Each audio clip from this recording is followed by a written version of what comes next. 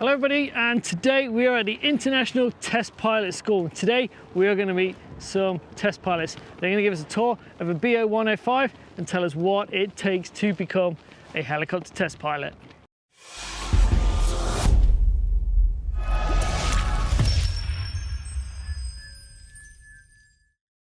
Perfect, well thank you guys, thanks for doing this, much appreciated. So what does a helicopter test pilot do? What is involved with being a helicopter test pilot? Are you just guys that crash aircraft and see how far you can go before things fall off, or is there a lot more to it than that? Because that seems to be what most people think test pilots do.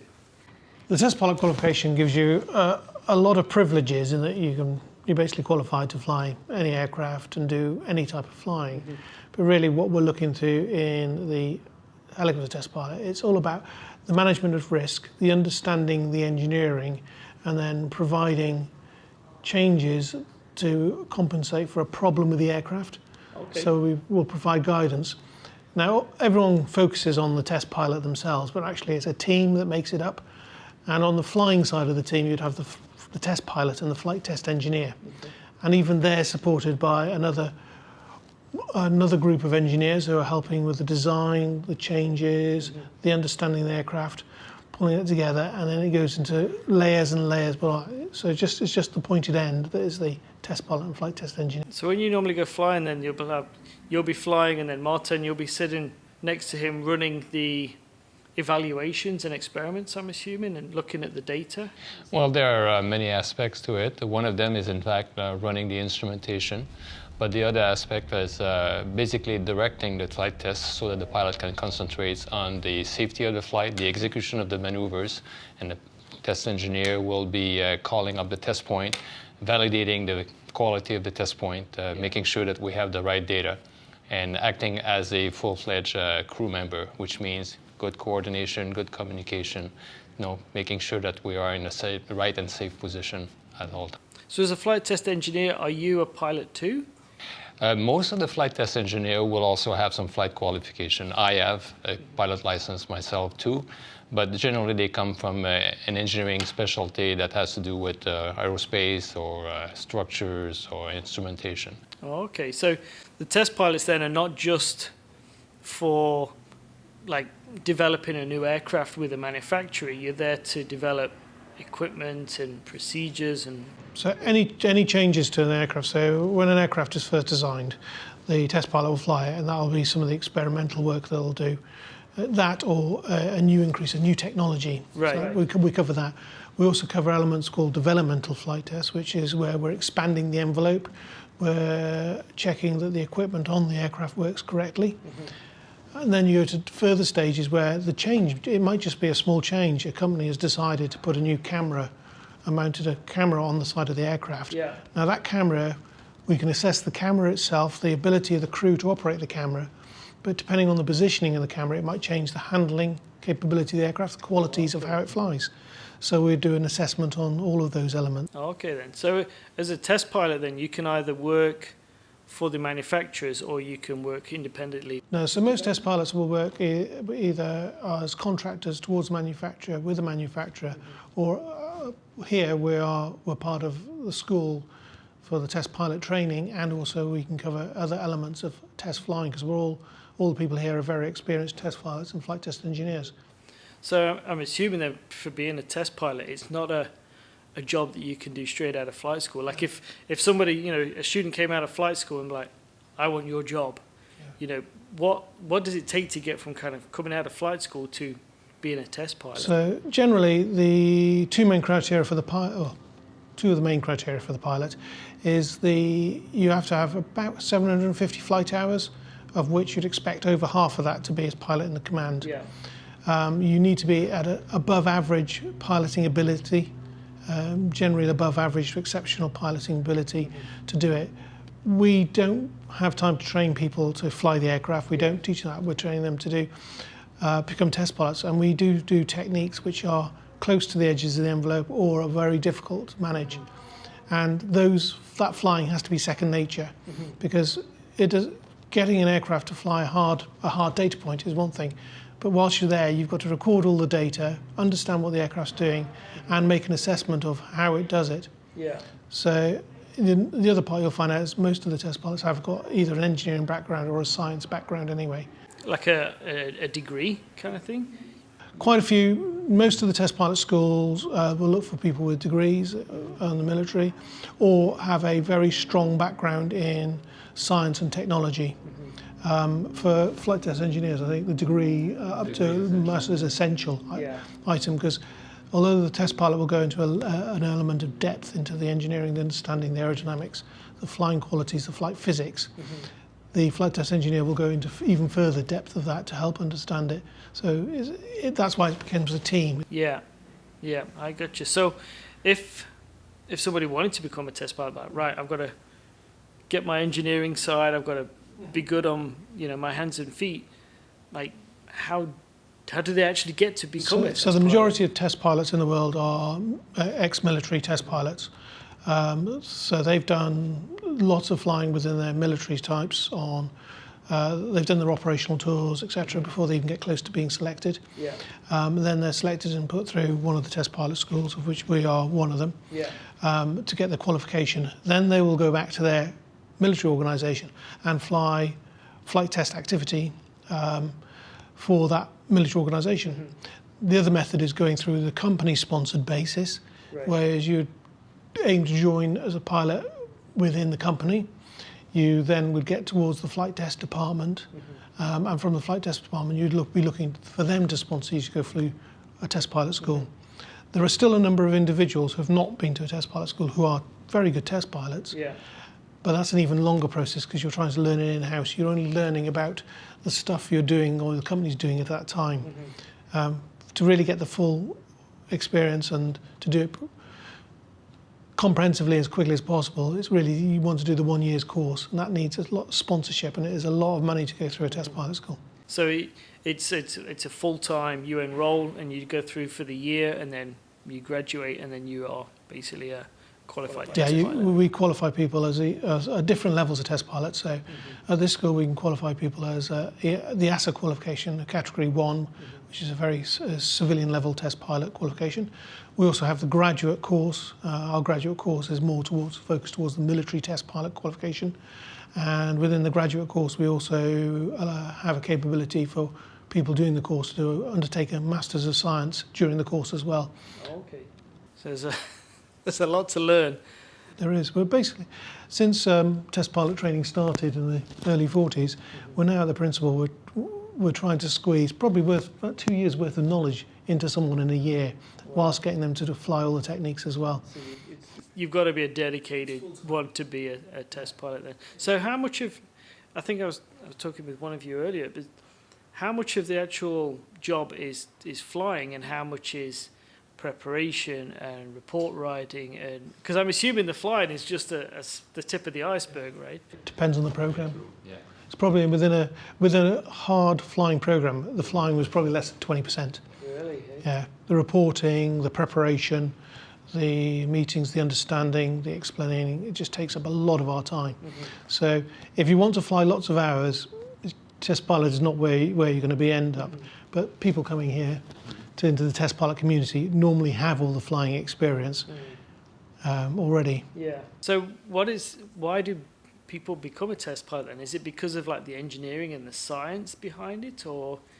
I think a lot of people want to make a difference. They fly their aircraft. Every pilot will fly an aircraft. Every pilot who flies their aircraft will have something about the aircraft they don't like. It annoys them, but they don't know why it annoys them. With a test pilot, we train them so not only does they know, they can describe it, they can work a solution, they can explain it to someone who's either an engineer or within a developmental team, or they can explain it to a layman. What the problem is, why it's a problem, solutions that can be put forward to solve it. And so it's the combination of that puts it all together. I would add also that it's like flying itself, but to a large degree it's a passion. A curiosity about the machine that you're flying and where the technology can take you next. Okay, and you mentioned there's a lot of academic background, but the learning never stops after the graduation. You keep learning, you keep training yourself on the new technique, on the technology that's out there, even if it's not applicable to the aerospace industry yet. You want to see, okay, what it could do for you. So the 80-20 is probably a good ratio about the flying and the ground schooling education that you have to do, but it's essential to keep the whole industry moving forward. Yeah. So as test pilots then, are you generally kind of based out of one location, or can you go to, like, if they're doing a machine and they're taking up to do cold weather testing, if that's part of the program, are you going with the program? Whatever the program encompasses. You go where the aircraft goes to be tested.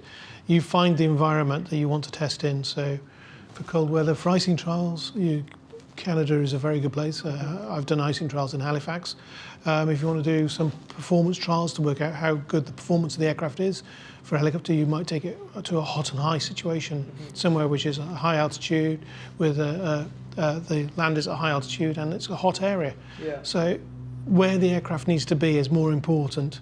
Gotcha. You'll run the program out of a base, but you'll spend a lot of time on the road going to different areas to do the flight test.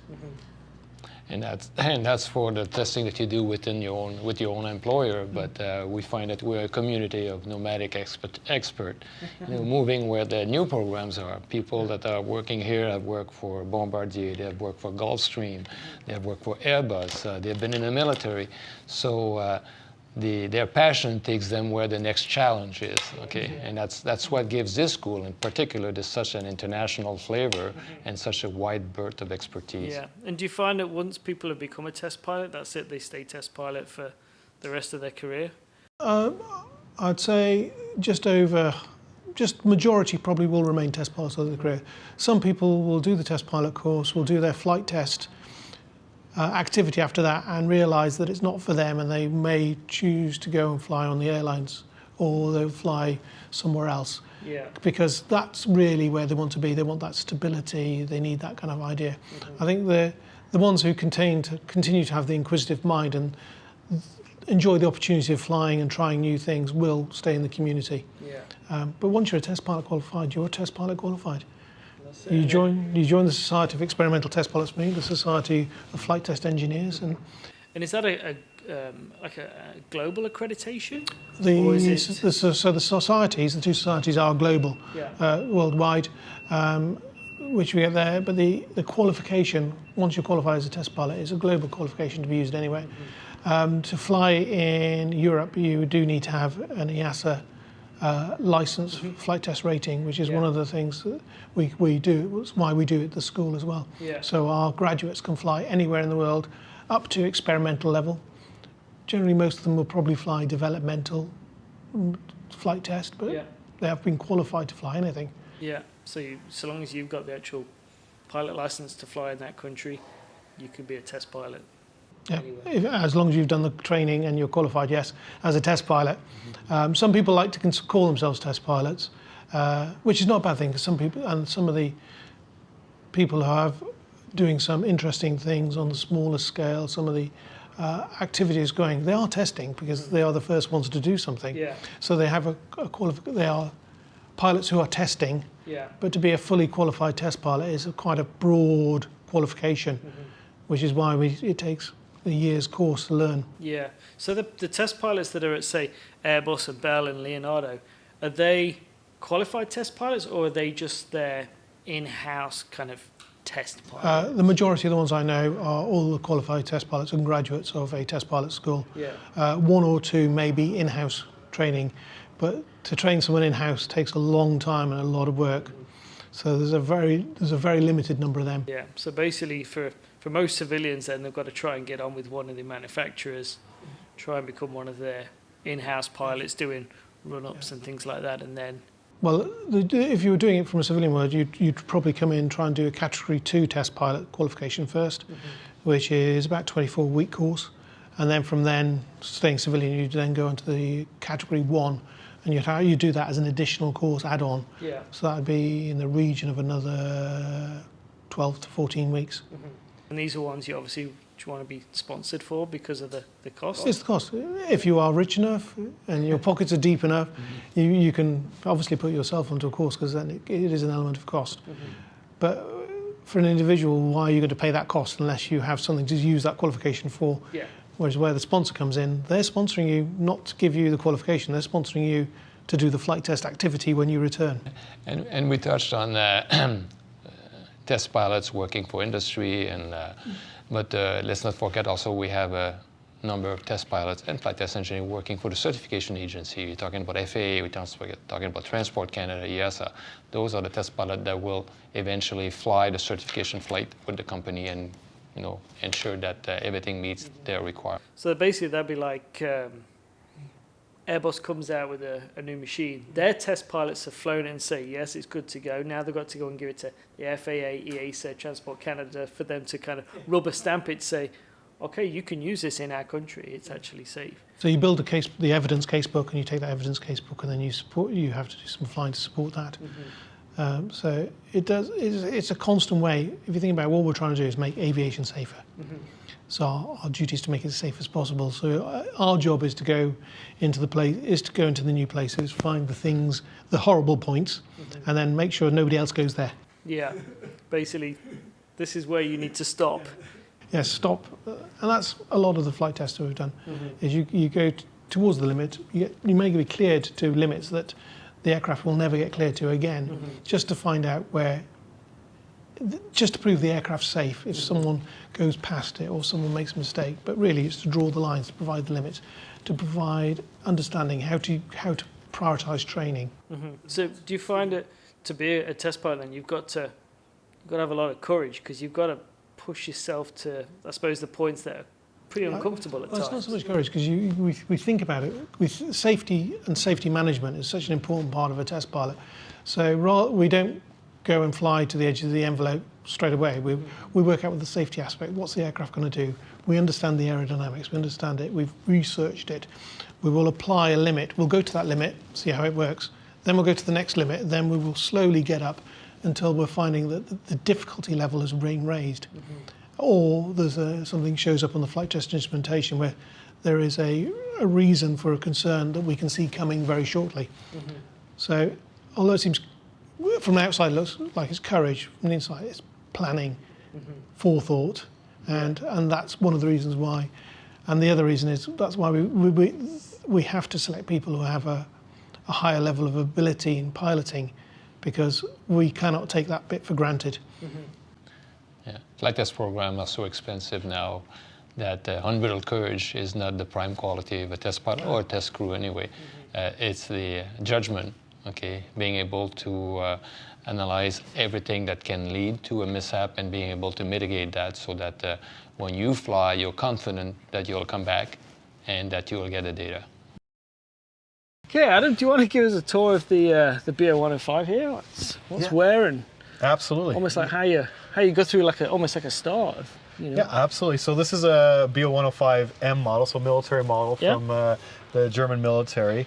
And so it's a little bit different than other aircraft that you're used to, in the sense that it's a rigid rotor head. So there is a different way of flying this aircraft, because anything that you feel in the aircraft and disturbances and stuff, you feel directly in the seat of the aircraft. Oh, okay.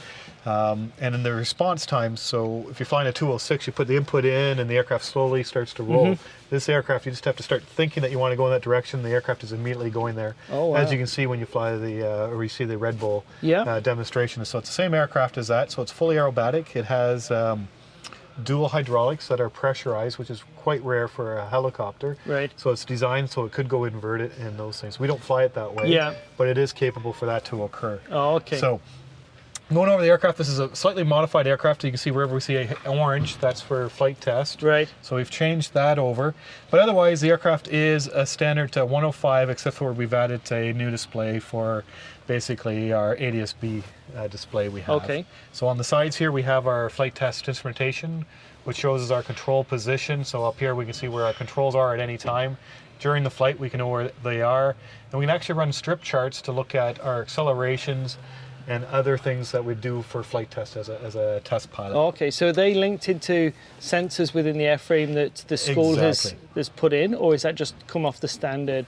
No, so we have special sensors. I'm going to show you those on the walk around Yeah. when we get there. But basically, we have is a Curtiss-Wright Acra flight test instrumentation palette, which is around $200,000 with Oh, the wow. sensors. And so all of our instrumentation gauges, everything is tapped on the backside and sent to there. So we can Right. record all of our information at any time. Yeah.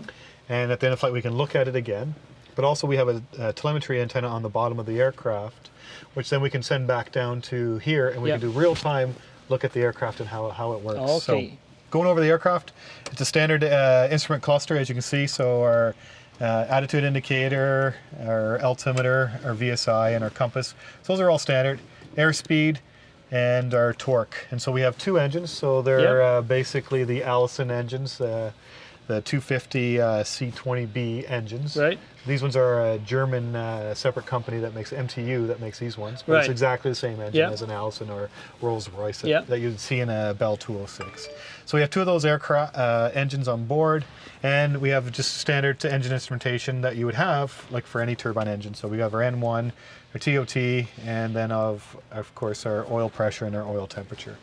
In this aircraft, because it is fully aerobatic, we have two transmission pressures. So we read them from two different spots, and then we have our temperature there. So Gotcha. overall, it's the same idea as any other aircraft.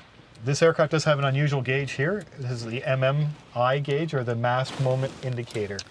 And so being a rigid rotor, if I'm on the ground and I move the cyclic, I'm Yeah. actually creating huge stresses on the mast Right. as we're on the ground. So you can actually roll this aircraft over on the ground if you had it up at flight, even without the collective VIN. Wow. Because we can create such large moments. So we have this here as well.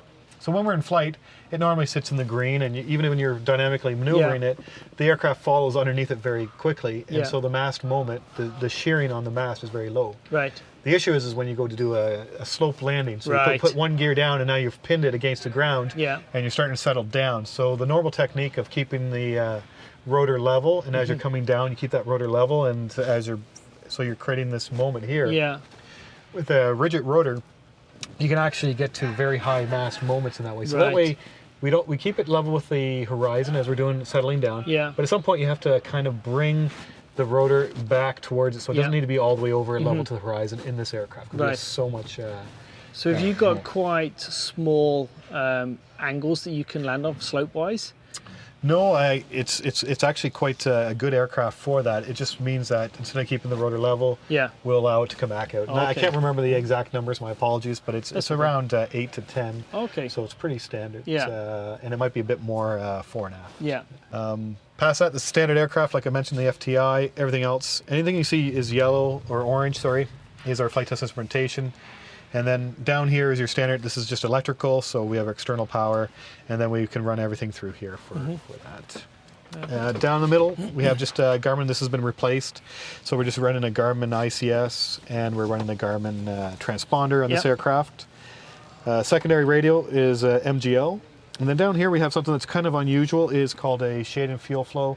So many helicopters don't have fuel flow until you get to the larger aircraft, Yep. like an S-76 or something like that. Yeah. For our purposes, we need this because we teach pilots how to do cruise performance. So all Right. those cruise charts that you would normally create, Yeah. we teach them how to fly those test techniques and how to create those charts. So those Right. hundreds of charts that you would see, we're teaching them how to do that. Okay. So critical is obviously the fuel flow at that time. So Yeah. when we're flying along, teach them how to fly level flight, 100 knots. What is our fuel flow at that time? So we're able to collect it here as well. Okay. And so that's the BO-105. It is, like I said, two hydraulic systems. So the forces, it is irreversible Yeah. control systems except for the pedals. The pedals are reversible. Yeah. And so it is the forces that you feel as the aerodynamic forces on the tail rotor. And we have a fairly strong spring cartridge below the aircraft. So when you're moving the aircraft, you definitely feel the Yeah. forces. Yeah. We don't have a trim release on this aircraft. All we have is the China hat for repositioning Yeah. the trim. So.